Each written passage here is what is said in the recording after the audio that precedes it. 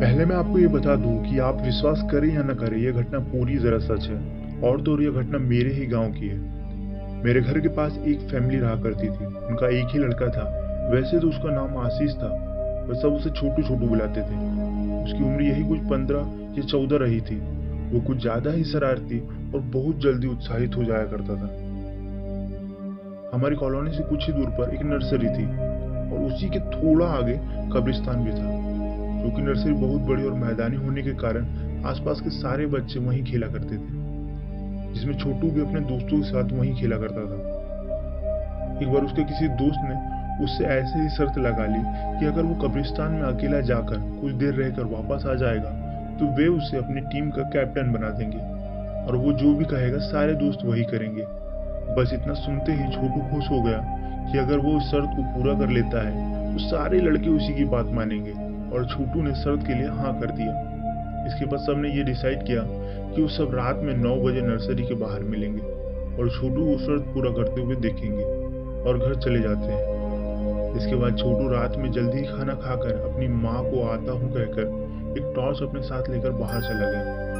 वो सीधे नर्सरी की तरफ ही गया जहाँ सबका मिलना तय हुआ था, पर वहाँ कोई भी नहीं आया।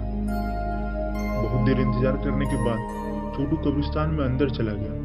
बहुत देर हो जाने की वजह से उसकी मम्मी और पापा को चिंता होने लगी, तो वे उसे ढूंढने के लिए दोस्तों के घर जाते हैं, पर वो किसी के यहाँ नहीं था। उसके मम्मी पापा को परेशान देखकर एक लड़का उनके बीच हुए शर्त की बात को बता देता है, जिसके बाद उसके पेरेंट्स और भी लोगों को साथ लेकर कब्रिस्तान की तरफ चले जाते हैं, जिसमें मैं भी था। हमने वहां जाकर देखा तो छोटू बेहोश पड़ा था। उसे उठाकर घर लाया और उसे होश में लाने के लिए उसके मुंह पर पानी मारा, तो उसने उठकर सिर्फ यही कहा कि सोने दो ना मम्मी।